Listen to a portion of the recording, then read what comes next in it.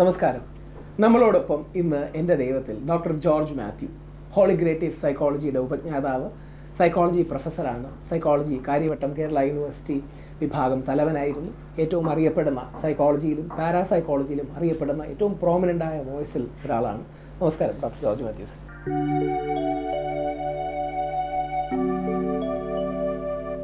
Sir, നമ്മുടെ പരിപാടി എൻ്റെ ദൈവം എന്നുള്ളതാണ്.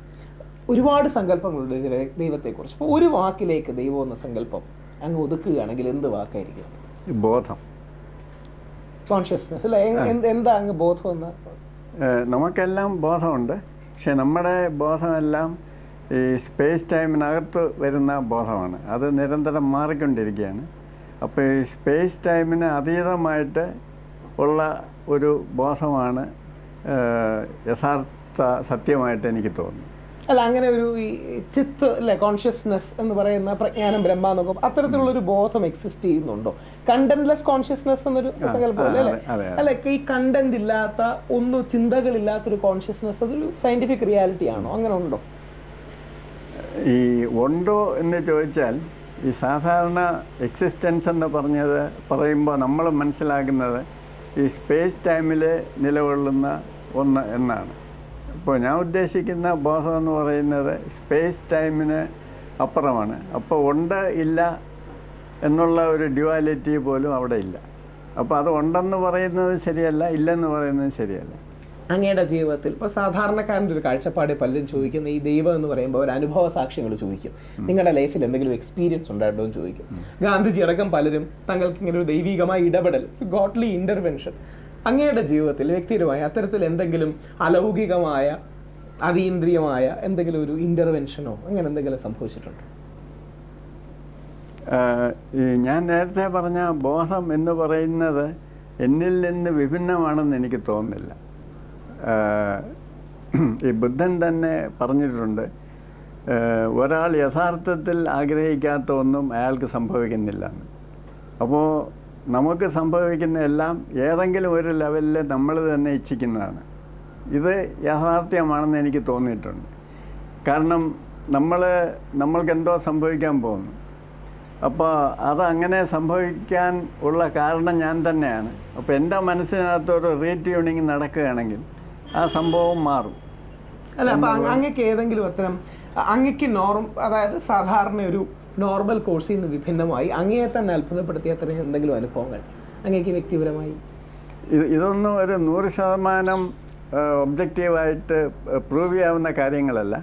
പക്ഷേ എനിക്ക് തന്നെയും ജീവിതത്തിൽ പല പ്രയാസങ്ങളൊക്കെ വരുമ്പോൾ എൻ്റെ മനസ്സിൽ തന്നെ ഒരു റീട്യൂണിങ് നടന്നാൽ ഇതിങ്ങനെ സംഭവിക്കില്ല, നേരെ മറിച്ച് ഇന്നതായിരിക്കും സംഭവിക്കുന്നതെന്ന് എനിക്ക് തോന്നുകയും അതേപോലെ സംഭവിക്കുകയും ചെയ്തതായിട്ടുള്ള സംഭവങ്ങളുണ്ട്.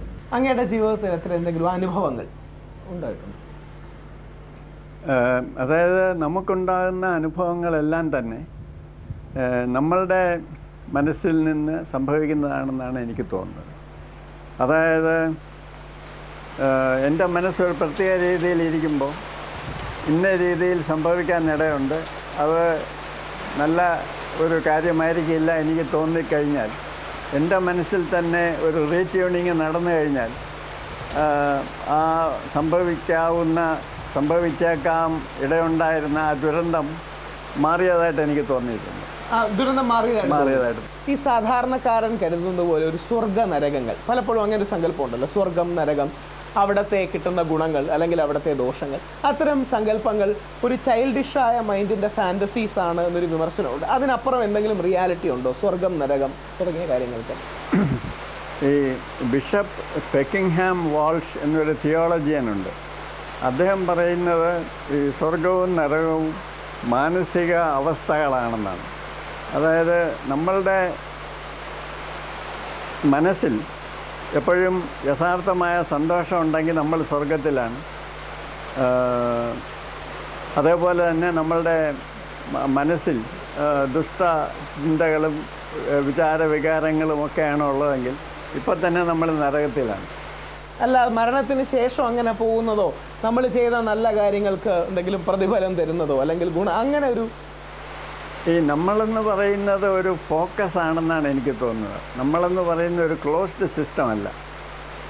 അതുകൊണ്ട് തന്നെ മരണശേഷം എന്ന് പറയുമ്പോൾ നമ്മുടെ ശരീരം നശിച്ച ശേഷം ഇപ്പം നമ്മളായിട്ട് നിലനിർത്തുന്ന ആ കമ്പോണൻസൊക്കെ എക്സിസ്റ്റ് ചെയ്യും.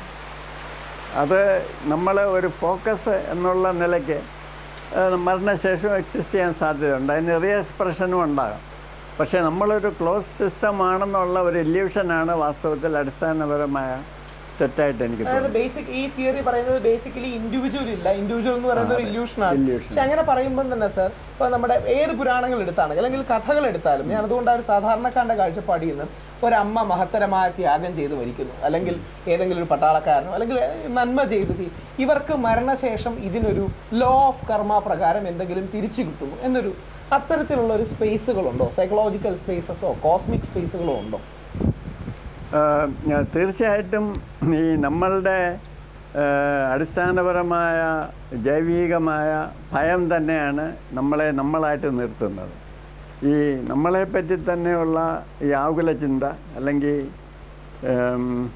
കൺസേൺ ഇതെപ്പോഴും ഇല്ലാതാകുന്നു, അപ്പോൾ നമ്മളും ഇല്ലാതാകുകയാണ്. ഒരു പ്രത്യേക വ്യക്തി എന്നുള്ള ആ ഒരു വ്യക്തിബോധം ഇല്ലാതാകുമ്പോൾ പിന്നെ നമ്മൾ വേറെ എന്തോ ഒരു ബോധമായിട്ട് മാറുകയാണ്. അപ്പം അതുകൊണ്ട് നമ്മൾ തീർച്ചയായിട്ടും നമ്മളുടെ ഒരു നാരോ സെൽഫിഷ് ഇൻട്രസ്റ്റിന് വിപരീതമായിട്ട് ഒരു ത്യാഗ മനോഭാവത്തോട് എന്തെങ്കിലും ഒന്ന് ചെയ്താൽ നമ്മുടെ അടിസ്ഥാനപരമായ ആ ഭയം കുറയുകയാണ്. അതുകൊണ്ട് നമ്മൾ കൂടുതലായിട്ട് ആ ശുദ്ധബോധത്തിൻ്റെ അടുത്തേക്ക് നീങ്ങുകയാണ്. സാമൂഹിക ജീവിതത്തിലും നമ്മുടെ ലിറ്ററേച്ചറിലും എല്ലാം സോൾമേറ്റ്, ആത്മസഖി അല്ലെങ്കിൽ ജന്മജന്മാന്തരങ്ങളുടെ ബന്ധമുണ്ടെന്ന് പറയുന്ന സ്ത്രീ പുരുഷ സങ്കല്പങ്ങൾ, അത്തരത്തിൽ സോൾമേറ്റുകളൊക്കെ കാവ്യാത്മകമായ ഇല്യൂഷൻസ് മാത്രമാണോ, അതോ ചില വ്യക്തികളോട് അത്തരത്തിലുള്ളൊരു കണക്ട് തോന്നുന്നുള്ളത് സ്വാഭാവികമാണോ? ഇപ്പം നമ്മളുടെ മനസ്സ് എന്ന് പറയുന്നത് ഒരു കളക്ഷൻ ഓഫ് വൈബ്രേഷൻസ് ആണെന്ന് സങ്കല്പിക്കുക. അപ്പം അതിനോട് ഹാർമണൈസ് ചെയ്യുന്ന മറ്റൊരു വ്യക്തി തീർച്ചയായിട്ടും ഉണ്ടാകാം. ഒരു വ്യക്തിയാണോ പല വ്യക്തികളുണ്ടാകും? പല വ്യക്തികളുണ്ടാകാം. ഈ പല വ്യക്തികൾ നമ്മളുമായിട്ട് ഹാർമണൈസ് ചെയ്യുമായിരിക്കും. അതിലേറ്റവും കൂടുതൽ ഹാർമണൈസ് ചെയ്യുന്ന ഒരു വ്യക്തിയോട് നമുക്ക് വളരെ കൂടുതൽ അടുപ്പം തോന്നാനും സാധ്യതയുണ്ട്. പക്ഷേ അത് പെർമനൻ്റ് ആയിരിക്കണമെന്നില്ല. ഇപ്പം രണ്ട് വ്യക്തികൾ പരസ്പരം വളരെ ഹാർമണൈസ് ചെയ്ത് കല്യാണം കഴിക്കുന്നു. പക്ഷേ കല്യാണം കഴിച്ച് കുറച്ച് നാളിന് ശേഷം ഒരാളുടെ മനസ്സ് മാറാം. അയാളുടെ പ്രവൃത്തികൾ കൊണ്ടോ അയാളുടെ സാഹചര്യങ്ങൾ കൊണ്ടോ അയാളുടെ മനസ്സ് മറ്റേ വ്യക്തിയുടെ മനസ്സിൽ നിന്ന് വളരെ മാറിക്കഴിഞ്ഞാൽ അവർ തമ്മിൽ ഭയങ്കരമായിട്ട് വഴക്കുണ്ടായെന്നും വരാം. അപ്പോൾ ഇതൊരു പെർമനൻ്റ് ആയിട്ടുള്ള ഒരു യൂണിയനാണെന്ന് എനിക്ക് തോന്നുന്നില്ല. ഇങ്ങനെ വഴക്കുണ്ടായി മാറുമ്പോൾ തന്നെ ഇവരുടെ ഉള്ളിൽ ഒരുപാട് പരസ്പരമുള്ള ദേഷ്യങ്ങൾ കാണും, പറയപ്പെടാത്ത ആങ്കർ കാണും. ഇത് മാറ്റിയാൽ ഇവർ പഴയ ഹാർമണിയിലേക്ക് വരാം എന്ന് അസ്യൂം ചെയ്തൂടെ? അതും സംഭവിക്കാം തീർച്ചയായിട്ടും. കാര്യം ഞാൻ അത് ചോദിക്കാനുള്ള താല്പര്യം, ഈ അടിസ്ഥാനപരം ഇപ്പം ബുദ്ധന്റെ അല്ലെങ്കിൽ ഒരുപക്ഷെ വില്യം ജെയിംസ് അടക്കമുള്ളവരുടെ അങ്ങ് പറയുന്ന ഒരു ചിന്ത, മനുഷ്യൻ എന്ന് പറഞ്ഞാൽ തന്നെ ഒരു സ്ട്രീം ഓഫ് കോൺഷ്യസ്നെസ് ആണ്. അപ്പം അത്തരത്തിലല്ലാതെ ഒരു ഇൻഡിവിജ്വാലിറ്റി ഇല്ല എന്നുള്ളതാണ്. അപ്പൊ പല ക്വസ്റ്റ്യൻസും അതോട് അപ്രസക്തമാവുന്നു അല്ലേ? മരണാനന്തര ജീവിതം പക്ഷെ അപ്പൊ ഈ ഇയാൻ സ്റ്റീവൻസിനെ പോലെ അല്ലെങ്കിൽ ബ്രെയിൻ വേസിനെ പോലുള്ള വിദേശ പാശ്ചാത്യ സൈക്കോളജിസ്റ്റുകൾ ഈ മരണാനന്തര ജീവിതത്തെക്കുറിച്ചും അല്ലെങ്കിൽ റീഇൻകാർണേഷനെ കുറിച്ചും തുടങ്ങിയ പല ഇന്ത്യൻ തിയറികളെ വാലിഡേറ്റ് ചെയ്യുന്നുണ്ട്. അവയൊക്കെ അങ്ങ് എങ്ങനെ കാണുന്നു? ഇപ്പോൾ രാഹുൽ കഴിഞ്ഞ ജന്മത്തിൽ ഞാൻ ആരായിരുന്നു എന്ന് ചിന്തിക്കുന്നു എന്ന് വിചാരിക്കട്ടെ. അങ്ങനെ ചിന്തിച്ചാൽ ഇപ്പോൾ മുമ്പ് രാഹുലിൻ്റെ അതേ വൈബ്രേഷൻസ് ഉള്ള ആരെങ്കിലും ജീവിച്ചിരുന്നെങ്കിൽ അയാളുടെ മനസ്സിലേക്ക് രാഹുൽ ട്യൂൺ ചെയ്യുകയും അപ്പോൾ ഞാൻ അയാളായിരുന്നു എന്ന് തോന്നുകയും ചെയ്തെന്ന് വരാം. ഇപ്പോൾ ഒരു 10 വർഷത്തിന് ശേഷം രാഹുൽ ചിലപ്പോൾ ഈ സംസ്കൃതമായിട്ടുള്ള മറ്റ് ഗ്രന്ഥങ്ങളുമൊക്കെ ധാരാളം പഠിക്കുകയും 10 വർഷത്തിന് ശേഷം വീണ്ടും ഞാൻ കഴിഞ്ഞ ജന്മത്തിൽ ആരായിരുന്നു എന്ന് ചിന്തിച്ചാൽ ചിലപ്പോൾ യാജ്ഞവൽക്യൻ ആയിരുന്നു എന്ന് തോന്നിയെന്ന് വരാം. അതിനപ്പുറം, അതായത് അത് നമുക്ക് ടെമ്പററി ആയപ്പം ഗാന്ധിസം ഒരുപാട് പഠിക്കുന്നവർക്ക് ഗാന്ധിയോടൊരു താതാത്മ്യം ഉണ്ടാകുന്നത് പോലെ അവരുടെ അപ്പിയറൻസ് പോലും ഗാന്ധിയെ പോലെ മാറുന്നത്, വേറൊരു വ്യക്തിയെ ഉള്ളിലേക്ക് വല്ലാതെ ആവാഹിക്കുന്നു. അതിനപ്പുറം ഉദാഹരണം ഇയാൻ സ്റ്റീവൻസന്റെ ഒരു പുസ്തകത്തിന്റെ ഓർമ്മ ശരിയാണെങ്കിൽ റീഇൻകാർണേഷൻ ആൻഡ് ബയോളജി, നമ്മുടെ ബയോളജിക്കൽ ബർത്ത് മാർക്സിന് പോലും പലപ്പോഴും പുനർജന്മവുമായി ബന്ധമുണ്ടെന്നൊരു ക്ലെയിം വെക്കുന്നുണ്ട്. അതിനൊക്കെ എത്രമാത്രം ഒരു അത് ഇയാൻ സ്റ്റീവൻസന്റെ കുറെ റിസർച്ചിൽ കഴിഞ്ഞ ജന്മത്തിൽ ഒരാൾ വെടികൊണ്ട് മരിക്കുന്നു, പിന്നെ ഞാൻ അയാളായിരുന്നു എന്ന് പറഞ്ഞ് ജനിക്കുന്ന ഒരു കുട്ടിയുടെ ദേഹത്തെ വെടികൊണ്ട സ്ഥലത്ത് മാർക്കുകളൊക്കെ പ്രത്യേക മാർക്കുകൾ ഇങ്ങനെ കണ്ടതായിട്ട് പറയുന്നു. അപ്പോൾ ഈ ആക്സിഡൻ്റൽ ഡെത്താണ് കൂടുതലും കഴിഞ്ഞ ജന്മം ഓർമ്മ ഉണ്ടെന്ന് പറയുന്നത്. അപ്പോൾ ഇതിന് എനിക്ക് തോന്നുന്നത് ഈ ആക്സിഡൻ്റൽ ഡെത്ത് ഉണ്ടാകുന്ന ആ സമയത്ത് ഒരാളുടെ ഒരു സിസ്റ്റം ഉണ്ടല്ലോ, ഒരു കളക്ഷൻ ഓഫ് വൈബ്രേഷൻസ്, കാരണം അതേപോലെ റീ എക്സ്പ്രസ്ഡ് ആകണം എന്നൊരു അത്യന്തം ഉത്കടമായ ഒരു ഇച്ഛ ഉണ്ടാകുകയാണെങ്കിൽ അങ്ങനെ ഒരു എക്സ്പ്രഷൻ ഉണ്ടാകും. അങ്ങനെ എക്സ്പ്രസ്ഡ് ആയിട്ട് ജനിക്കുന്ന കുട്ടിയാണ് അയാൾ ജനിക്കുമ്പോൾ ഈ ബർത്ത് മാർക്സും എല്ലാം കഴിഞ്ഞ ജന്മത്തിലെ അത് തിയററ്റിക്കലി പോസിബിൾ ആണ്. ഇത്തരം സങ്കല്പങ്ങൾക്കെല്ലാം ഒരു സാധാരണക്കാരൻ കാണുന്ന പെട്ടെന്നുള്ള ഉത്തരം ദൈവമാണ്. കാര്യം ദൈവം എന്ന് പറയുന്ന ഒരു കോസ്മിക് ഇന്റലിജൻസ് ഇതെല്ലാം കാണുന്നു, അറിയുന്നു. കഴിഞ്ഞ ജന്മത്തിൽ ഏതെങ്കിലും ഒരു പുരുഷനോ അല്ലെങ്കിൽ കുറച്ച് പേര് കൊന്ന സ്ത്രീ അടുത്ത ജന്മം പ്രതികാരം ചെയ്യാൻ വരുന്നു. അപ്പൊ ഇതിന് ദൈവം എന്ന സങ്കല്പം ആവശ്യമുണ്ടോ, അതോ എന്താണ് ഇത്? ഏത് കമ്പ്യൂട്ടറാണ് ഈ കമ്പ്യൂട്ടറുകളെല്ലാം നിയന്ത്രിക്കുന്നതെന്ന് ചോദിച്ചാൽ എങ്ങനെയായിരിക്കും? ഈ ദൈവം എന്ന സങ്കല്പത്തിനൊരു കുഴപ്പമുള്ളത്, ഈ നമ്മളെ എല്ലാം മനുഷ്യരായതുകൊണ്ട് നമ്മൾക്കൊരു മനുഷ്യരൂപത്തിൽ മാത്രമേ ദൈവത്തെ സങ്കല്പിക്കാൻ ഒക്കുകയുള്ളൂ. ഒരു പോത്ത് ദൈവത്തെ സങ്കല്പിക്കുകയാണെങ്കിൽ അതൊരു സൂപ്പർ പോത്തായിരിക്കും. അപ്പോൾ നമ്മൾ സാധാരണഗതിയിൽ നമ്മൾ ദൈവത്തിനെ സങ്കല്പിച്ചാൽ ഈ മനുഷ്യരുടെ ദൗർബല്യങ്ങളും വിചാരങ്ങളും എല്ലാം ഉള്ള, പക്ഷേ ഒരുപാട് അനന്തമായ കഴിവുകളുള്ള ഒരു രൂപത്തിലേ സങ്കല്പിക്കാൻ പറ്റുള്ളൂ. യഥാർത്ഥത്തിൽ ഈ ശുദ്ധബോധം എന്ന് പറയുന്നത് ടോട്ടാലിറ്റിയാണ്, അതിൽ നിന്ന് വിഭിന്നമായിട്ടൊന്നുമില്ല. അപ്പോൾ അൾട്ടിമേറ്റായിട്ട് നമ്മൾ തന്നെയാണ്, നമ്മളുടെ തന്നെ ആ മനസ്സിൻ്റെ റൂട്ട് ശുദ്ധബോധമാണ്. ഇതെല്ലാം നിയന്ത്രിക്കുന്ന, ഇതിൽ നിന്ന് വിഭിന്നമായ പ്രത്യേകിച്ചുള്ള ഒരു വ്യക്തിയല്ല ദൈവം. 100ൽ 99% ആൾക്കാരും ശുദ്ധബോധം എന്നൊരു വാക്ക് ദൈവത്തോട് അസോസിയേറ്റ് ചെയ്യില്ല. ഈ അഹം ബ്രഹ്മാസ്മി പോലെ സങ്കല്പത്തിലേക്ക് ആ ശുദ്ധബോധം തന്നെയാണ് ഞാൻ, അല്ലെങ്കിൽ അൾട്ടിമേറ്റ്ലി നമ്മുടെ ഇൻഡിവിജ്വാലിറ്റി മാറുമ്പോൾ ആ പ്യുവർ കോൺഷ്യസ്നെസ്, ഇങ്ങനെ ചിന്ത 99% ജനങ്ങൾക്ക് ഉണ്ടാകാറില്ല. അപ്പോൾ ഇവരൊന്നും ദൈവിക സാക്ഷാത്കാരമോ അല്ലെങ്കിൽ അങ്ങ് പറയുന്ന ദൈവികത ഇല്ലാതെ ജനിച്ചു മരിക്കുന്നവരാണെന്നാണ് നമ്മൾ അസ്യൂം ചെയ്യേണ്ടത്. അല്ല, ഇതെല്ലാം ഒരു നാടകമാണ്, അതിൽ നിരാശപ്പെടേണ്ട കാര്യമൊന്നുമില്ല. ഇങ്ങനെ തന്നെയാണ് നടക്കേണ്ടത്. കാരണം ഈ ശുദ്ധബോധം ആയിക്കഴിഞ്ഞാൽ നമ്മൾ തന്നെ റിയാലിറ്റിയാണ്, റിയാലിറ്റി നമ്മളാണ്, അതിൽ പ്രത്യേകിച്ച് മാറ്റമൊന്നുമില്ല. അപ്പോൾ ഈ നാടകം ഇങ്ങനെ നടക്കണമെന്നുണ്ടെങ്കിൽ ആളുകൾ റിയാലിറ്റിയിൽ നിന്ന് മാറി ഈ വ്യാവഹാരിക സത്ത ആണ് യാഥാർത്ഥ്യമെന്ന് കരുതിയെങ്കിൽ മാത്രമേ ഈ നാടകത്തിന് ഒരു പ്രസക്തിയുള്ളൂ. ഇതൊക്കെ ഒരു ഫിലോസോഫിക്കൽ ഡയലോഗ് മാത്രമാണ്. അഹം ബ്രഹ്മാസ്മിയാണെന്നും അല്ലെങ്കിൽ തത്വമസിയാണെന്നും ശുദ്ധബോധമാണെന്നും അനൽഹക്ക് എന്നൊക്കെ പറയുന്നത് കുറേ ഫിലോസഫികൾ മാത്രമാണ്, വാക്കുകൾ കൊണ്ടൊരു കളിയാണ്. അതിനപ്പുറം ഇതിന് കണ്ടന്റ് ഇല്ല എന്ന് പറയുന്നവരെ എങ്ങനെയാ അത് വിമർശനമായിട്ടല്ല, അവരുടെ സന്ദേഹമാണ്. ഇതിങ്ങനെ ഈ താത്വികന്മാരും ആചാര്യന്മാരും വാക്കുകൾ കൊണ്ട് കളിക്കാൻ അറിയാവുന്നവരും ഇതെല്ലാം ശുദ്ധബോധമാണ് അല്ലെങ്കിൽ ബ്രഹ്മമാണ് സച്ചിദാനന്ദമാണെന്ന് പറയുന്നു എന്നതിനപ്പുറം അതിനൊരു കണ്ടന്റ് ഇല്ല. വെറുതെ ആൾക്കാർ പറയുന്ന അസേർഷൻസ് മാത്രമാണെന്ന് പറഞ്ഞാൽ എങ്ങനെയാ സന്ദേഹത്തെ അങ്ങ് അഭിമുഖീകരിക്കും? ഈ ഒരാൾക്ക് ഈ ഉള്ളിൽ ഭയം എപ്പോഴില്ലാതാകുന്നു, അതായത് ഞാൻ രക്ഷപ്പെടണം, എനിക്ക് സ്വർഗത്തിൽ പോകണം, അല്ലെങ്കിൽ എനിക്ക് ഇനി പുനർജന്മം ഉണ്ടാകരുത്, ഇങ്ങനെയുള്ള ആഗ്രഹങ്ങളൊക്കെ തന്നെയാണ് ഈ ഭയം എന്ന് പറയുന്നത്. അപ്പോൾ ഞാൻ എന്നുള്ള ആ ഒരു ഭയം എപ്പോൾ പൂർണ്ണമായിട്ട് ഇല്ലാതാകുന്നു അപ്പോൾ മാത്രമേ അയാൾ റിയാലിറ്റി ആകുന്നുള്ളൂ. അതൊരു അനുഭവമല്ല, റിയാലിറ്റി ഒരിക്കലും അനുഭവിക്കാൻ ഒക്കത്തുമില്ല, അത് അറിയാനും ഒക്കത്തില്ല. അപ്പോൾ നമ്മൾ ആ ഒരു ഭയമെന്ന് പറയുന്ന ആ വളരെ നിസ്സാരമായ സംഗതി ഇല്ലാതാകുമ്പോഴേ ഇത് വെറും വാക്കുകളുടെ കസരത്തല്ല എന്ന് ബോധ്യപ്പെടും. ഇപ്പം പറയുന്നത് ബുദ്ധൻ ഈ ഡിസയർ എന്ന് പറഞ്ഞ പോലെ കാര്യമാണ്. അങ്ങനെ അവസാനത്തെ ഡിസയറും ഇല്ലാതാവുമ്പോൾ റിയാലിറ്റി നമുക്ക് അത് തന്നെയാണ്. അല്ല, ആ റിയാലിറ്റിക്ക് കറസ്പോണ്ടിങ് ആയ ഫിസിക്കൽ എക്സ്പീരിയൻസുകൾ വല്ലതും ഉണ്ടോ? കാര്യം ഇപ്പം ചില ഗുരുക്കന്മാർ എന്ന് അവകാശപ്പെടുന്നത്, ഉദാഹരണം ജഗ്ഗി വാസുദേവനെ പോലുള്ളവരോ അല്ലെങ്കിൽ ഓഷോ രജനീഷിനെ പോലുള്ളവരോ ഈവൻ ജിദ്ദു കൃഷ്ണമൂർത്തിയെ പോലുള്ളവർ പോലും ഒരു എക്സ്പീരിയൻസിനെ കുറിച്ച് പറയുന്നുണ്ട്. ഈ അവസാന ആ റിയാലിറ്റിയെ ഫേസ് ചെയ്യുമ്പോൾ ഒരു വല്ലാത്ത എനർജി തോന്നിയെന്നോ, സമാധി അവസ്ഥയിൽ ഇരുന്നോ, അങ്ങനെ ബോഡി കെമിസ്ട്രിയിൽ ചേഞ്ച് വരുന്നു എന്നൊക്കെ ഉള്ളൊരു അവരുടെ തന്നെ എഴുത്തുകളിൽ വായിച്ചിട്ടുണ്ട്. അല്ലെങ്കിൽ ഇപ്പം ബുദ്ധന്റെ തന്നെ കാര്യത്തിൽ ഒരു പ്രത്യേക സംഭവം, എൻലൈറ്റ്മെന്റ് എന്ന സംഭവം, അങ്ങനെ എന്തെങ്കിലും അങ്ങേക്ക് വ്യക്തിപരമായി അനുഭവിക്കാൻ കഴിഞ്ഞിട്ടുണ്ടോ? അങ്ങനെ ഒരു കാര്യം ഉണ്ടോ? അല്ല, അതൊരു അനുഭവമാണെന്ന് പറയാൻ എനിക്കിഷ്ടമില്ല. കാരണം അത് അനുഭവം എന്ന് പറയുന്നത് ഈ പറയുന്ന പോലെ ഒരു വ്യക്തിയും പിന്നെ വേറൊരു കാര്യവും അത് തമ്മിലുള്ള ഒരു ബന്ധവും ഈ ത്രിപുടി എന്ന് പറയുമല്ലോ, അതാണ്. അപ്പോൾ യഥാർത്ഥത്തിൽ റിയാലിറ്റി എന്ന് പറയുന്നതിൽ അങ്ങനെ ഒരു ഡിഫറൻസിയേഷൻ ഇല്ല. ആ വ്യക്തി ഇല്ലാതാകുന്ന ഒരു കോസ്മിക് ഓഷ്യൻ ഫീലിംഗ്. പക്ഷെ അങ്ങനെ ഒരു ഫീലിംഗ് ഉണ്ടോ നമ്മുടെ ശരീരത്തിൽ? അതിന് ഫീലിംഗ് എന്ന വാക്ക് ശരിയല്ലെന്നാണ്. ശരിയാണ്, അല്ല പറയുന്നില്ല. പക്ഷെ നമ്മുടെ ബ്രെയിനിൽ ഒരു ഉദാഹരണം, ബ്രെയിൻ കെമിസ്ട്രിയിൽ എന്തെങ്കിലും ചേഞ്ച് അത് വരുത്തുന്നുണ്ടോ? ഒരുപക്ഷെ അതിനോട് അടുക്കുന്ന സ്റ്റേജുകളിൽ ബ്രെയിൻ കെമിസ്ട്രിയിൽ മാറ്റം ഉണ്ടാകുമായിരിക്കും, ശരീരത്തിൽ മാറ്റം ഉണ്ടാകുമായിരിക്കും.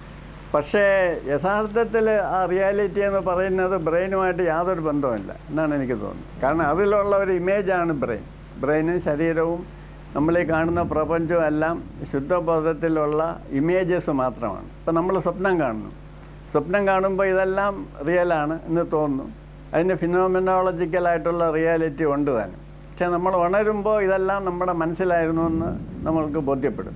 എന്ന് പറയുന്ന പോലെ നമ്മൾ ഇപ്പോഴും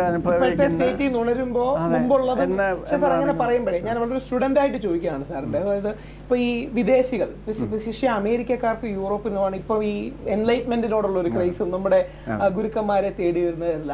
ഇവർ ഈ പല ഈ എക്സ് കൾട്ടുകാരും നമ്മുടെ ഈ ആൾദൈവങ്ങൾ എന്ന് വിളിക്കാമെങ്കിൽ അല്ലെങ്കിൽ ആത്മീയ ഗുരുക്കന്മാരെന്ന് വിളിക്കാമെങ്കിൽ വരുന്ന ആൾക്കാരുടെ പുറകിൽ ഒരുപാട് കാലം സഞ്ചരിക്കുകയും ഓഷോടെ ആണെങ്കിലും സഞ്ചരിക്കുകയും അവസാനം 10-12 വർഷങ്ങൾ കഴിയുമ്പോൾ വി ആർ ചേസിങ് എന്താ പറയണേ, ഒരു മരീചികയെ ചേസ് ചെയ്യായിരുന്നു. അങ്ങനെ അനുഭവങ്ങൾ, പ്രത്യേകിച്ച് അനുഭവമില്ല. ഇവരോട് പറയുന്നത് മുഴുവൻ നിങ്ങൾ ഡിസയറിനെ ഇല്ലാതാക്കണം, നിങ്ങളുടെ അവസാന ഡിസയർ എന്ന് പറഞ്ഞാൽ ഡിസയർ ഇല്ലാതാകാനുള്ള ഡിസയറാണ്. അപ്പം അങ്ങനെ ബോഷോടെ എന്ന ലൈനുകൾ കൂട്ടിയിടുമ്പോൾ ബുദ്ധന്റെ അവസാന ഡിസയർ എനിക്ക് ഡിസയർ ഇല്ലാതായാൽ കാണാന്നുള്ളതായിരുന്നു. അപ്പോൾ ഇതൊരു 10 അല്ലെങ്കിൽ UG കൃഷ്ണമൂർത്തി പറയുന്നുണ്ട് ഈ എൻലൈറ്റ്മെന്റിനുള്ള ഡിസയറാണ് ഏറ്റവും വലിയ പ്രതിബന്ധം, അവസാന ഡിസയർ. അപ്പോൾ ഇത് കഴിഞ്ഞ് തങ്ങൾക്ക് എന്ത് ലഭിക്കുമെന്നുള്ള ചോദ്യത്തിന് ഇവർക്ക് കിട്ടുന്ന ഉത്തരം നിങ്ങൾ എന്നൊരു കാര്യമേ ഇല്ല, അതുകൊണ്ടൊന്നും ലഭിക്കാനില്ല എന്നുള്ളതാണ്. അപ്പൊ ഇതൊരു വാക്കിനപ്പുറം ഇവരൊരു ഡിസില്യൂഷൻമെന്റിലേക്ക് പോവുകയല്ലേ സംഭവിക്കുന്നത്? തീർച്ചയായിട്ടും അങ്ങനെ തന്നെയാണ്. ഇങ്ങനെയുള്ള ഒരുപാട് പേരെ ഞാനും കാണാറുണ്ട്, പണ്ടും കണ്ടിട്ടുണ്ട്. അപ്പോൾ ഇവർക്കുള്ള ഒരു കുഴപ്പം, ഇവർക്കെല്ലാം ഒരു ഭയങ്കരമായിട്ടുള്ള ഒരു ലീനിയർ മൈൻഡാണ് നമുക്കുള്ളത് കൂടുതൽ. ഇത് അവരുടെ ഒരു തണുത്ത കാലാവസ്ഥയിൽ നിന്ന് വരുന്നതാണെന്നാണ് എനിക്ക് തോന്നിയിട്ടുള്ളത്. അതായത് എന്തെങ്കിലും കിട്ടണം, എവിടെയെങ്കിലും എത്തണം, പിന്നെ എക്സ്പീരിയൻസ് വേണം. ഈ ഒരു വൺ ട്രാക്ക് മൈൻഡാണ്. അത് കൊന്നാലും അവരതിന് മാറത്തില്ല. പക്ഷേ ഇവരുടെ ഈ മോട്ടിവേഷനും ഈ ഒരു കോസ് എഫക്റ്റ്, എന്തെങ്കിലും ചെയ്താൽ എന്തെങ്കിലും കിട്ടും എന്നുള്ള ഒരു പ്രീ കൺസെപ്ഷനും ഇതൊക്കെ തന്നെയാണ് വലിയ ബ്ലോക്ക് എന്നുള്ളത്. അവരെത്ര പറഞ്ഞാലും അവർ ഉൾക്കൊള്ളുകയില്ല. നമ്മളൊക്കെ ഒരു 5ാം ക്ലാസ്സിലോ 6ാം ക്ലാസ്സിലോ പഠിക്കുമ്പോൾ അങ്ങനെ പ്രത്യേക ഡിസയറോ കാര്യങ്ങളോ ഒന്നും ഉണ്ടാകാറില്ലല്ലോ.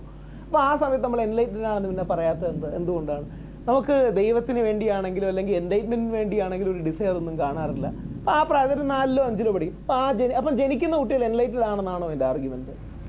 അത് ഈ മുഹമ്മദിനോട് ആരോ ചോദിച്ചു അള്ളാഹുടെ കണ്ട എങ്ങനെ ഇരിക്കും. അപ്പോൾ അള്ളാഹ് പറഞ്ഞു ജനിച്ച ഒരു കുട്ടിയുടെ മുഖത്തേക്ക് നോക്കുക, അത് തന്നെയാണ് അള്ളാഹ്, അതാണ് അള്ളാഹ് എന്ന് മുഹമ്മദ് തന്നെ പറഞ്ഞിട്ടുണ്ട്. അപ്പോൾ രാഹുൽ പറഞ്ഞത് ശരിയാണ്. നമുക്ക് കുട്ടിക്കാലത്ത് നമുക്ക് ഡിസയേഴ്സും ഭയങ്ങളും ഒക്കെ കുറവായതുകൊണ്ട് ആ സമയത്ത് നമ്മൾ യഥാർത്ഥത്തിൽ സത്യത്തോട് കൂടുതൽ അടുത്തിരിക്കുകയാണ്. പിന്നെ പ്രായമായി കഴിയുമ്പോഴാണ് നമുക്ക് കൂടുതൽ ദുഷ്ടചിന്തകളൊക്കെ വരുന്നത്. അപ്പം നമ്മൾ യഥാർത്ഥത്തിൽ അതിൽ നിന്ന് അകന്നു പോവുകയാണ്. അപ്പം ഈ നമുക്ക് ആൾദൈവങ്ങളുടെ ഒരു ചോദ്യം എടുത്താൽ പല ആൾക്കാർക്കും ക്ലെയിം അവർക്ക് സിദ്ധികളുണ്ടെന്നാണ്.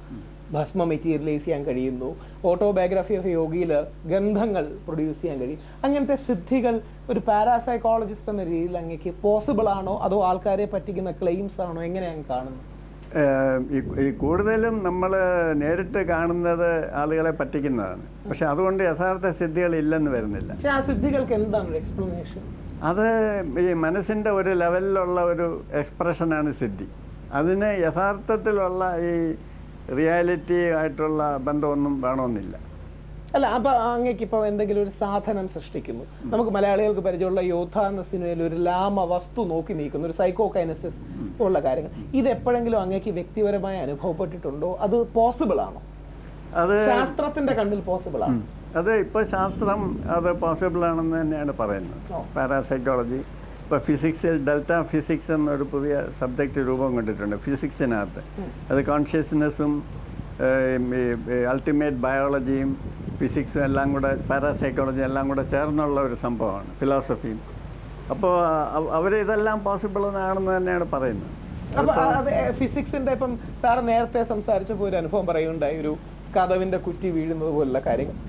ഇത്തരം അനുഭവങ്ങളെ ഒരു നോർമൽ ആള്, നമ്മൾ പഠിച്ചിരിക്കുന്ന ഫിസിക്സ്, എന്തെങ്കിലും ഒരു സാധനം മൂവ് ചെയ്യണമെങ്കിൽ അതിലൊരു പ്രത്യേക രീതിയിലുള്ള സ്റ്റിമുലസോ കാര്യങ്ങളോ അതില്ലാതെ മൂവ് ചെയ്യുന്നു എന്ന് പറയുമ്പോൾ എന്തായിട്ടാണ് അങ്ങ് ആട്രിബ്യൂട്ട് ഈ ചെയ്യുന്നത്? ഫിസിക്സ് എന്ന് പറയുമ്പോൾ നമ്മൾ ഈ സാധാരണ നമ്മളുടെ എക്സ്പീരിയൻസിൽ വരുന്ന ആ യൂണിവേഴ്സിലെ ലോസ് ആണ് നമ്മൾ ഉദ്ദേശിക്കുന്നത്. ഇന്നിപ്പോൾ ഈ ക്വാണ്ടം ഫിസിക്സിലെ റൂൾസും അസ്ട്രോഫിസിക്സിലെ റൂൾസും എല്ലാം വ്യത്യാസമാണ്. നമ്മുടെ സാധാരണ എക്സ്പീരിയൻസിൻ്റെ റേഞ്ചിൽ വരുന്ന ലോസ് ഒന്നും ക്വാണ്ടം ഫിസിക്സിലും ആപ്ലിക്കബിൾ അല്ല, അസ്ട്രോഫിസിക്സിലും ആപ്ലിക്കബിൾ അല്ല.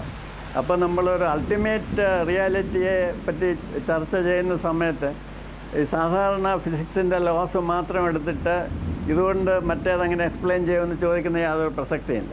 വേറെ യാർഡ് സ്റ്റിക്കാണ്. അപ്പോൾ അങ്ങയുടെ ഏതെങ്കിലും, ഇനി പലർക്കും സാധാരണ ആൾക്കാർക്ക് കേൾക്കാൻ പലരും ഇതൊരു ഫാക്ച്വലായി കാണുന്നവരുണ്ട്, ചില ആൾക്കാർക്ക് അനുഭവങ്ങളാണ്. അങ്ങേക്ക് എന്തെങ്കിലും ഒരു നോർമൽ എന്ന് നമ്മൾ വിളിക്കുന്നതിന് വ്യത്യസ്തമായ ഒരു പാരാനോർമൽ എക്സ്പീരിയൻസ് ഉണ്ടോ ജനങ്ങളോട് പങ്കുവയ്ക്കാൻ? യഥാർത്ഥത്തിൽ എനിക്ക് ഉള്ള എക്സ്പീരിയൻസൊക്കെ വളരെ പരിമിതമാണ്. അതിൻ്റെ പ്രധാന ഒരു ബ്ലോക്ക് എന്നിൽ തന്നെയാണെന്നും എനിക്ക് മനസ്സിലായിട്ടുണ്ട്. കാരണം ഒരുപാട് സംഭവങ്ങൾ നടക്കുന്നു എന്ന് പറയുന്ന സ്ഥലത്ത് ഞാൻ ചെന്ന് കഴിയുമ്പോൾ എല്ലാം നടക്കാതിരിക്കുകയാണ്. ഇത് അവർ കള്ളം പറയുന്നത് കൊണ്ടോ അവർ ട്രിക്സ് കാണിക്കുന്നതുകൊണ്ടോ മാത്രമല്ല, കാരണം എൻ്റെ മനസ്സും അവിടെ ഒരു പ്ലെയർ തന്നെയാണ്. അപ്പോൾ ഇപ്പോൾ ഭയം ഒരുപാടുള്ള ആളുകളുള്ള ഒരു സ്ഥലത്ത് ചില സംഭവങ്ങൾ നടക്കുന്നു. അപ്പം ഞാനിതൊരു ഇൻവെസ്റ്റിഗേഷന് വേണ്ടി പോകുമ്പോൾ എൻ്റെ മനസ്സിൽ ഭയമില്ല. അപ്പോൾ തന്നെ ആ ഫീൽഡ് ചേഞ്ച് ചെയ്ത് കഴിഞ്ഞു. അപ്പോൾ ആ സംഭവം അവിടെ നടക്കുക. ഒബ്സർവർ ഇഫക്റ്റ് പോലെ. ഒബ്സർവർ ഇഫക്റ്റ് എന്നാണ് അതിന് പറയുന്നത്. അതെ, അങ്ങനെ ഒബ്സർവർ ഇഫക്റ്റ് ഉണ്ട് തീർച്ചയായിട്ടും. അപ്പം in spite and instead of the observer നടക്കുന്ന കാര്യങ്ങൾ എങ്ങനെയില്ല, എല്ലാ കാര്യങ്ങൾക്കും അങ്ങനെ ഒബ്സർവർ ഇഫക്റ്റ് ഉണ്ടെന്നാണോ? ഉണ്ട്. വളരെയധികം നന്ദി സാർ. നമ്മളോട് സംസാരിച്ച ഡോക്ടർ ജോർജ് മാത്യു സാറാണ്. ഒബ്സർവർ ഇഫക്റ്റിനെ കുറിച്ചും ദൈവം എന്ന സങ്കല്പത്തെക്കുറിച്ചും മനഃശാസ്ത്രപരമായി തത്വശാസ്ത്രപരമായി വളരെ വിദഗ്ധമായി തന്നെ അദ്ദേഹം പല കാര്യങ്ങളും അനലൈസ് ചെയ്തു. കേട്ട ദൈവത്തിനെ കുറിച്ചുള്ള ടെർമിനോളജിയിൽ, വൊക്കാബുലറിയിൽ നിന്ന് വ്യത്യസ്തമായി ഒരുപാട് തലങ്ങളെ നമ്മൾ സ്പർശിച്ചു. എത്രമാത്രം ആഴത്തിൽ എനിക്കോ സ്പർശിക്കാൻ കഴിഞ്ഞു എന്നറിയില്ല, പക്ഷേ ഒരുപാട് ഉൾക്കാഴ്ചകൾ തന്ന അദ്ദേഹത്തിന് വളരെയധികം നന്ദി.